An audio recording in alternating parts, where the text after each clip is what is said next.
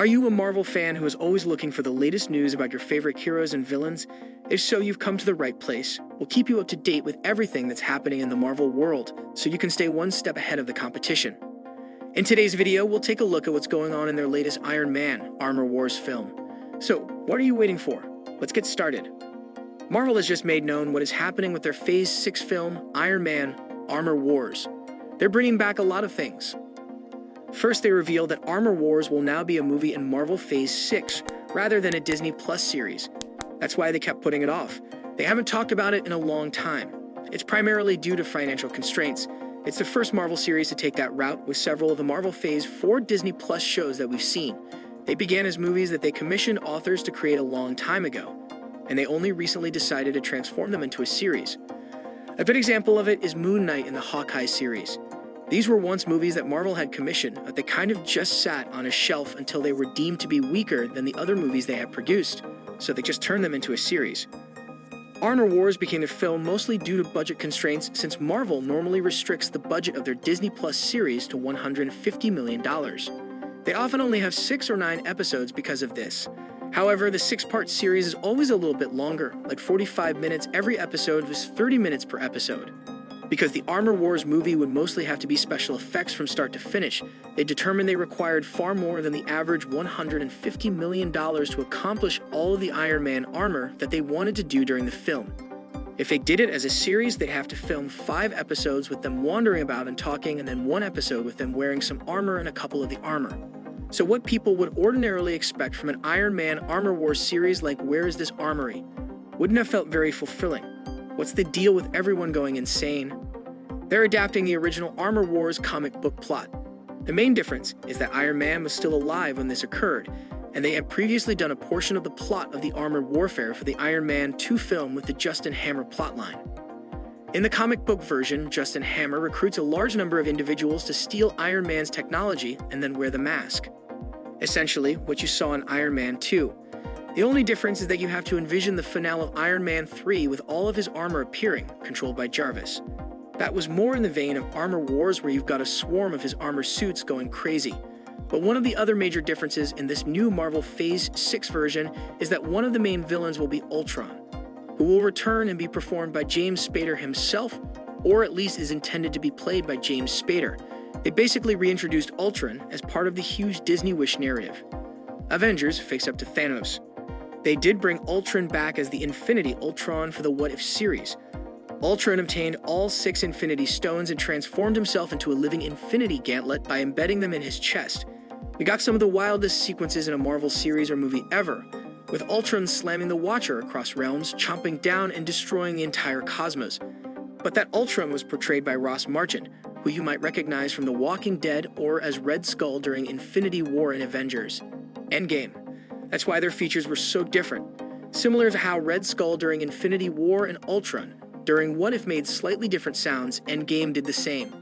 He did an excellent job of analyzing the performances of the original actors who played those roles, but it appears that they have a movie-level budget now that Armor Wars was converted into a movie. They can give James Spader movie money to return. The reason for Ultron resurrecting is that when Vision destroyed his final body at the end of Avengers Age of Ultron, Ultron was destroyed, but he didn't completely kill the Ultron AI, it simply fell inert. Vision notions are also a combination of Ultron AI programming and Jarvis. As a result, there were always remnants of Ultron's original coding within Vision's programming. During WandaVision, we witnessed Tyler Hayward and Sword revive the original Vision as White Vision. Scarlet Witch used chaos magic to construct Hex Vision from her memories. He possessed all of Vision's memories prior to his death in Infinity War. He revived everyone within White Vision, who then flew away to think about everything until the armor battles in the Vision Quest series.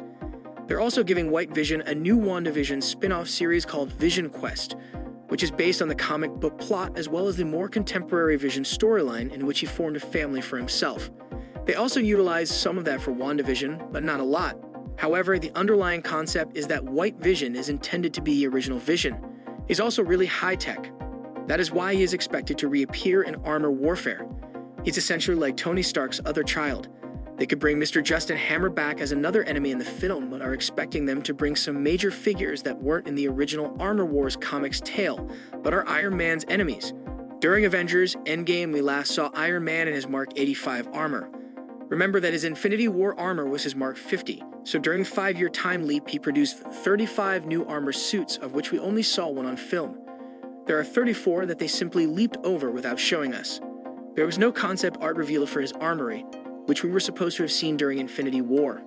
However, it appears that they erased that scene early in the process and just opted to skip it. We don't need to go into detail about what happened to all those armor. That will be addressed in another film, and now we have that other film. They'll very certainly include some more prototype armors that he would have worn if he had survived Avengers Endgame, like newer experimental armor that he invented but hadn't worn yet.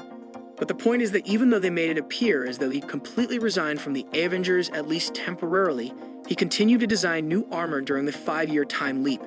That is where the Pepper Potts armor originated. He designed it while developing the other 35 armors until the events of Spider-Man No Way Home, when Doctor Strange's 2 spells made everyone forget Peter Parker was Spider-Man. Technically, he granted Spider-Man controller access to the majority of that technology with Edith. However, the second spell that wiped everyone's thoughts and made them forget Peter Parker was Spider-Man's undone part of it. So in the latest post-Spider-Man No Way Home timeline also includes Loki, with the cosmos spinning up to the Kang Dynasty and the Council of Kings.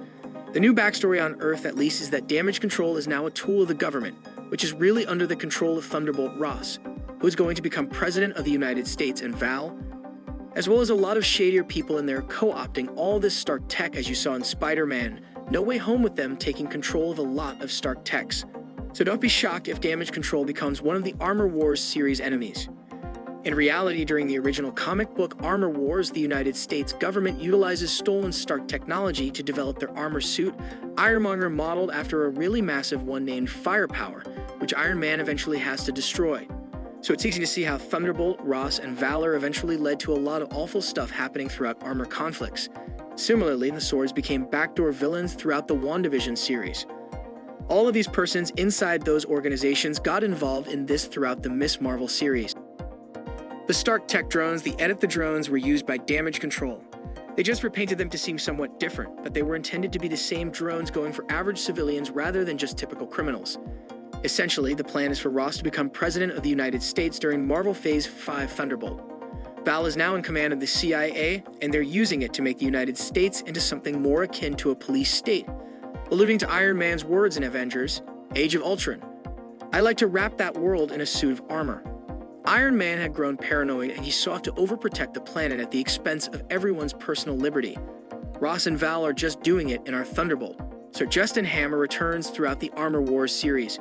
They can just claim he's working for Thunderbolt, Ross, and Val, and everything goes crazy with the armor out of control and Ultron being freed again. According to rumors, Robert Downey Jr. will return as a version of Iron Man, but not as the original 616 Iron Man who perished in Avengers Endgame. According to rumors, he'll be a variation of the 838 universe Iron Man, the alternative greater Iron Man we didn't meet in Doctor Strange Multiverse of Madness. There were all those Tom Cruise rumors at the time, but now it appears that they will just utilize Robert Downey Jr. as a version of that other Iron Man in different films. The Armor Wars series is set to follow Avengers Kang Dynasty. It appears like they are planning to do stuff like Infinity War, followed by Ant-Man and the Wasp. If you recall, Ant-Man and the Wasp came out soon after the snap, but they simply stated that most of the film took place before to the events of the snap, and the snap occurred during one of the post-credit sequences where the chronology caught up. It is expected that most of the Disney Plus movies that come between Avengers 5 and 6 will be similar. They'll have a post-credit sequence when the chronology catches up with them and everything collapses around them. So that brings us to the end of today's video. What do you think about Robert Downey Jr. reprising his role as Iron Man or the Armor Wars film? Please share your thoughts in the comments section below. Also, if you haven't already, subscribe to our channel and enable post alerts. Thank you for watching, and I'll see you all soon.